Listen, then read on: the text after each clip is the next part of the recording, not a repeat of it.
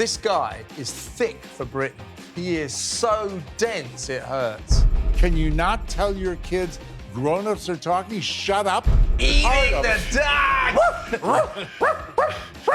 Children should be neither seen nor heard. Dolly wants some more ice cream.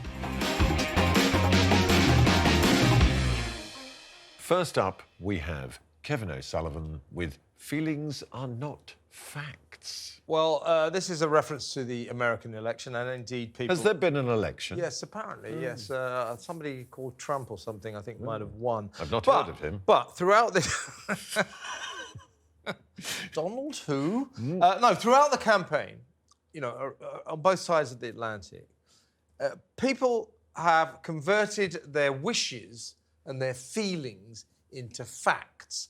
And I have been arguing furiously with all these lefties for months on end now, probably a year, saying just because you want Trump to lose, it doesn't mean he's going to lose. And they were absolutely convinced that Kamala Harris was going to win because Kamala Harris sort of espouses their Guardian reading ethos, their worldview.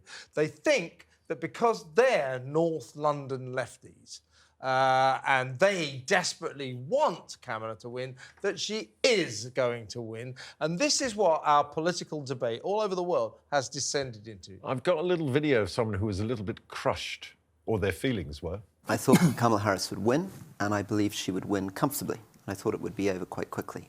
I think I was wrong because I'm an optimist. And I hate the idea of being right pessimistically. I think you can be a false prophet and right. He stated, you can get it on Twitter right now, Kamala Harris will win comfortably, and then he listed 5 reasons. That's Rory Stewart. Or 5 feelings. Yeah, Were they 5 feelings? That's it. And I actually replied to his tweet. I quote tweeted it. So he listed that Kamala Harris will win comfortably because, you know, women and abortion and the people of colour won't like Trump, etc., etc. And I quote tweeted it saying, and because, Rory, you desperately want Kamala to win. And this was Rory Stewart on his podcast with Alistair Campbell. It's called The Rest is Politics. Well, it's going to be renamed now. The Rest is Total. Don't listen to this guy. He doesn't know what he's talking about. Maybe they should listen to Richard Bacon, because I know you're a massive fan of his as well. What an idiot he is as well. He keeps tweeting. This is exactly what I'm talking about. He kept tweeting for the last 2 weeks. Relax, she's going to win. Idiot. And I've been taunting him all day. You know, I'm a bad winner, shall we say. I mean, it's so annoying. Where are your feelings on this? Winner. Roger, where are your feelings on this? We live in a world now, a snowflake world, where, you know, feelings are so important. Feelings are clouds.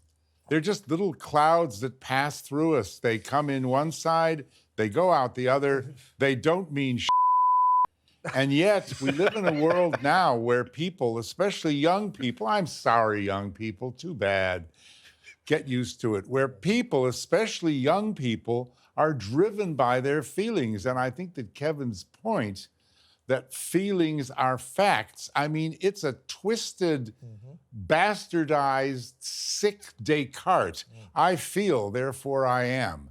It's ridiculous. So, as you just said, I feel Kamala Harris is going to win.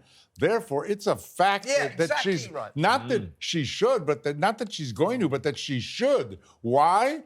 Because I feel that she should. But do you think Trump won based on the fact that people felt their pets were going to get eaten? I think that is certainly a part Eating of the it. dog! I certainly think that that's a part of it, absolutely. Because Haitians do eat cats and dogs. It's part of voodoo. Okay. And I'm sure if you live in a neighborhood with a surfeit of Haitians, you're going to have a problem if you've got too many doggies. And Springfield, Ohio is now known as Voodoo Town, USA. Yeah. Well, Roger, you feel that this may all relate to parenting. People who can't raise their children properly.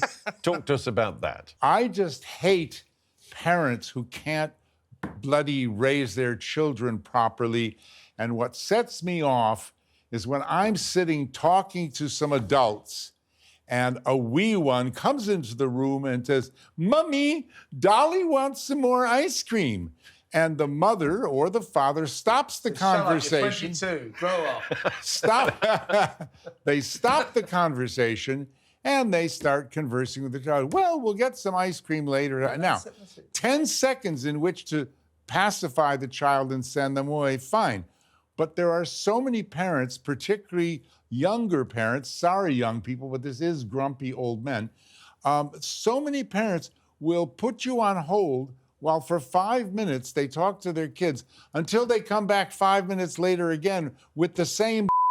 And I just find it so irritating that I have lost friends over issues like this, where I have finally been unable to contain myself. And I said, for God's sake, can you not train my kids? My grandkids don't do that.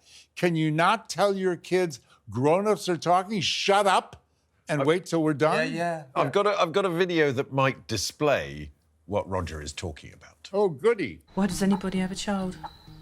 Why? It's just bloody hard work. I suppose if you've got the love there, it isn't hard work. But to me, all it was just bloody hard work, inconvenience, mess, noise, expense, curtailment of our social life, of our enjoyment, our freedom. For what? Can you go off the table, please? No! You pick that up, please. No! No! Pick it up for God's sake! Every single thing, from the moment her eyes are open in the morning to the moment she goes to bed, everything is a fight. I want to go downstairs! No, we're going to bed now. Mummy's horrible! Well, that was interesting to get an insight to Mike Graham parenting at home, because that did look uncannily like him. But I think what we have now is I'm maybe a generation behind. I still count myself as old and grumpy. Don't worry, Roger. But we do sort of helicopter parent a bit. We're sort of encouraged to sort of hang on everything that our children do. That lady, by the way, she doesn't look like she generally has a lot of fun. No, she looks like Mike Graham. Yeah. That's why she doesn't have any fun. I don't want to look like Mike Graham. So if the neighbors had been visiting and that happened, that's what I'm talking about, where they wouldn't say to the child, "Look, behave while the neighbors are here, for goodness sake."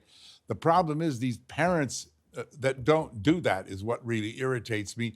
And you're supposed to shut up while, your presence is ignored while the child screams about whatever it is, and they deal with it. And I just can't help but say... that expression, children should be seen and not heard. Yes. I've always had a problem with that. Yeah, me too. I think it should be, children should be neither seen nor heard. Just get them out of the way. It's about teaching kids manners, I think, half the time. Who was it? I was getting off the tube train last night, funnily enough, and so there's this kid, probably 15 or something, standing there, right? When the door opens, right? So, I'm standing there to get off the tube. Yeah. The door opens, he just walks straight at me. Yeah. And I thought, right, I'm not having this. So I walked straight back at him. You body and then checked the small he child. kind of reeled backwards and he looked completely shocked. pushed But him no out. one has ever told that kid, have a bit of manners, Yeah, absolutely. It's the parents' fault. Who was it who said, I like children, but I couldn't eat a whole one? Right, we're going to move on now, and I just want to show you this video first. Hey guys, welcome back to the Harley Show. Today I'm doing a review of the brand new Love Island water bottle. Now this arrived in the post today. I'm really excited to see what this looks like. Obviously, it's the brand new bottle for this year. It's really exciting, I can't wait. And here it is. Another layer of packaging. This is really good. This is really good for protection, making sure the bottle doesn't break. And here it is. So this is obviously my name. Now, how uninteresting was that? What is it with water bottles? Was that, by the way, was that his hair or was that a hat? I don't know. He seems like a confused young man. Yeah.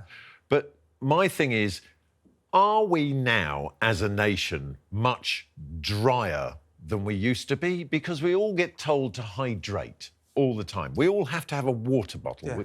And this sort of thing of, have you seen this thing that's become successful now, the Stanley Cup, which is this vast thing yeah. that people wander around, hydrating themselves constantly. I don't get it. What is it about? We don't need that much water.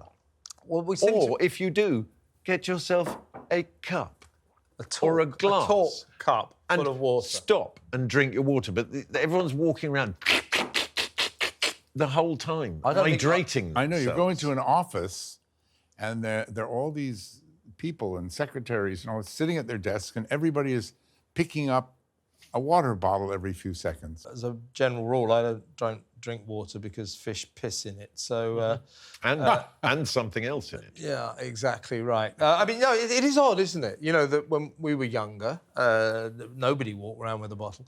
But of course, then there was this kind of cultural sea change. And I still remember being rather surprised about this. They're selling water in shops. What, you know, in plastic bottles. By the way, that's bad for the environment. Yeah. But, you know, that's when it started, when somebody clever thought, I can sell water. An idiot's bought it. But even now, you go to leave the house. Have we got some water?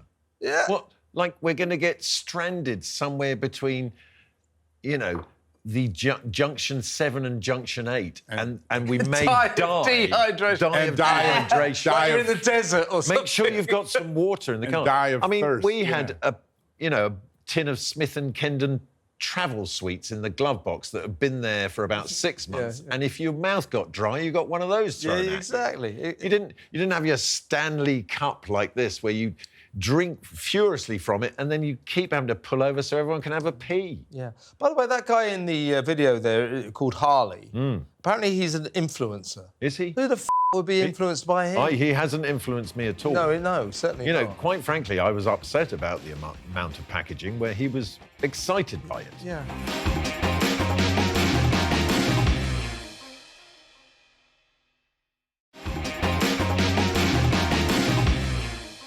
Is David Lammy bad for the environment? David Lammy's bad for pretty much everything. He's Tell the us more, foreign Kev. secretary. He is my second grump.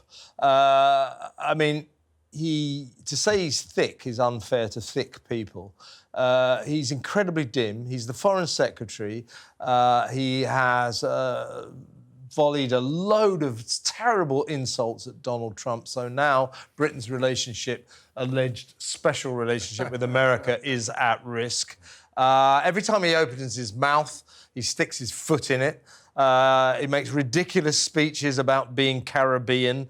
You know, no, you're not, mate, you're English, and so on and so forth. He believes we should pay the Caribbean £19 trillion worth of slave reparations. He's a student activist politician who should not be in the cabinet, and his position as foreign secretary now that Donald Trump is the president is completely untenable.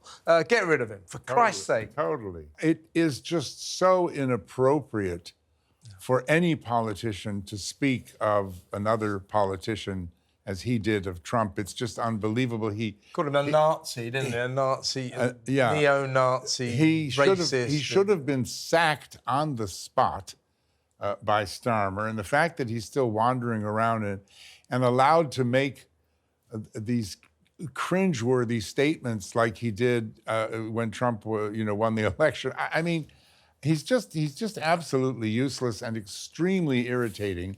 Have you ever seen him? Have you ever seen him on Celebrity Mastermind? Yeah. No. Oh God, you've got to watch that. Out of 20 What was his chosen subject? Well, this was the general questions. Right. Out of about 20 questions, he got about 2 right. He said that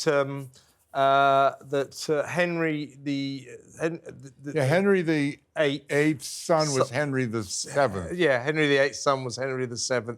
It is unbelievable. They can't count Perhaps we either. could play some of it for this show when it goes out. It is a sight to see, proving that this guy is thick for Britain. He is so dense, it hurts. But do you think it's because he's a professional politician? if he's that thick, how's he got to foreign Well, you know, secretary? politicians, a lot of dim politicians do very, very well. I give you our current Prime Minister, Keir Starmer, not exactly a genius. It isn't a profession where you have to be particularly intellectual or clever. You just have to have a sort of rat-like cunning and a bit of luck. And this basically. appears to be a government where nobody has actually ever worked a day in their life in the real world. No. Rachel Reeves, the Chancellor. Oh, yeah, she was an economist in the Bank of England. A- oh, no, wait a minute. It turns out she was lying. A, and B, what the hell kind of a recommendation is that? Yeah. Well, don't forget, she also said I was a chess champion. Yeah, she was 26. Yeah, she came 28th, I think. 28. Out of 20. And she was... Out of 28, yeah. And she was also something at the Halifax, Yeah, which yeah. she wasn't. Excuse me, what I can't stand is we've had 14 years of gaslighting, of total from the Tories doing everything they could to the point where my followers write to me more and more now saying there's a conspiracy because nobody can be this stupid and useless. But this new government is beating them in the gaslighting. Well, does this play to what you wish to talk about, which is people who are bad at their jobs, Roger? No, because these politicians... I kind of thought There it goes would. that link. I kind of know, thought it would. no. I mean, I thought that was a good segue I into know. you talking about people I who are know, bad at their it's a job. great- It was a good segue, but it died a death. Yeah, no, It's a but it great was stamped segue. all over it. It's a great segue, but I killed it. I'm sorry. Thank you. But no, because I was going to say, I was just using it as a step to a line, you see, because politicians are even worse than people who can't do their job. Politicians are actively non-job doers. They don't do the job they're supposed to do. But why, yes, I'm glad you asked. I do hate people who are bad at their job.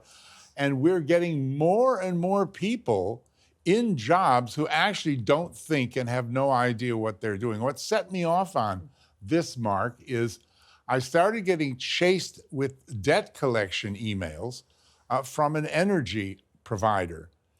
And they sent me these emails in which the first page was full of all this fancy language, and then you have to click on an attachment, which I opened up, which was 3 more pages, demanding that I settle my outstanding debt by paying money into the following bank account, sort code, account number, blah, blah, blah, blah, These blah. are thieves. Do you not get a winter They're fuel thieves, allowance, aren't then, they? Roger? These Is aren't that what big- you're these saying? are these are Whoa. these are Wait. criminals. These are aren't they? criminals. But we're talking now 4 pages of text that somebody has written and sent, but they didn't bother putting in how much I owe them, Right. which happened to be 26 pounds. And I thought, how can somebody, it took me 3 days to find out it was 26 pounds. How can somebody be so stupid to hire someone and be that someone who writes 4 pages saying, pay me or I'll sue you, put the money in this account and not tell you how much? But is it a person or is it a bot? Yeah. That's the thing. When it comes through like that, there's almost a feeling like I am no longer communicating with humans here. But maybe that human is so stupid that you are no longer. It did have a name. There was a name. Could be bot had a cyber name. fraud. The bot had a name. Oh, did it? Yeah. Billy Bob. Let's have a look at a clip of how you might be trained. It's customers first. When you're among friends, being friendly usually begins with some kind of greeting or intro. Whenever a customer moves into your lane, that's your cue to say something. Hi, how you doing today? Hi, how are you? Hi, did you find everything you need today? How do you like this weather? Good morning, would you like a cart? You're not allowed in this lane. Hey, It's what are you 10 doing? items or less. Let's put the customer first. Now here's how to handle it. Excuse me, sir, but did you know that this is a lane for 10 items or less? Oh, I'm sorry. I didn't realize that. No, I'll check you through. But next time, as a convenience to the people in line behind you, please remember that the express lane is for 10 items or less. Next time I'll remember. Thank you. Okay, thanks. My God, that woman was incredible at her job. I don't know what you're complaining about, Roger. That was enlightening. Masterful. I'd like to be that guy. Would you fancy saying that? Yeah, no, off. 'Cause I don't know about you, I found her a little passive-aggressive. Yeah. I wouldn't. Not only would I have gone somewhere else next time, I would have brought 11 items just to annoy the I was next thinking person. 11. I was thinking. Every person in that advert was terrifying. Yes. Absolutely. I think they were all drugged. They all looked like Harley. Yeah. They voted for for Kamala Harris. I guarantee you that. You see, that was shot in the 80s. Now, what they'd be doing is unwrapping an Love Island water bottle and getting really excited about it, just like the lovely Harley, who we've all grown to love here, particularly Roger. Right, I've got my final one here. It's a good one, Mark. Backpacks or rucksacks. Yeah. For goodness sake, people, what have you got in those that you need to take that much with you every day? Every time you leave the house, you have to put so much stuff in a thing on your back to feel some sort of sense of security. I mean, look, they can be overdone, as we can see here. But look, all these people, what have they got in there that they couldn't have left at home? Well, they probably got water bottles for a start. But what's going on? I think his backpack is a little large. But when you are on the tube, and people have no spatial awareness, or in any kind of crowd, that thing on their back. But you know what? I found a fantastic game. Because it's not dissimilar to a sort of destabilising effect. With one finger, you can destabilise somebody with a rucksack. Next time, try this is interesting. All you do is you just push the rucksack and they lose control of themselves and you can just move them out of the way. They are a pest. They are unnecessary. You do not need to carry that much stuff with you on a daily basis. Yeah, they're going to work. You think they're going camping or something, or, launching an assault on Everest. And as you say, when you're on the tube, they bash into things. I was on the tube the other day. I spent a lot of the time on the tube, as you're probably working out. Attacking children and people with rucksacks. Anyway, the door, there's a guy standing there. The door shuts on his rucksack, and therefore the train can't leave. But this is a new thing. I mean, Roger, you must remember a time before rucksacks. Oh, yeah, absolutely. So what do they put it in their pocket? Yeah, they did. Like sort of BC, before Christ. So they BR, before rucksacks. They left it at home, and there were so few people on Earth in those days, that there was no question of bumping into anyone. How far are we going back, Roger? Before soil. OK. Before soil. Before soil. Yes. Before the dinosaurs, there was no need for rucksacks. And I want to stop them and shake them and go, what have you got in that? Yeah.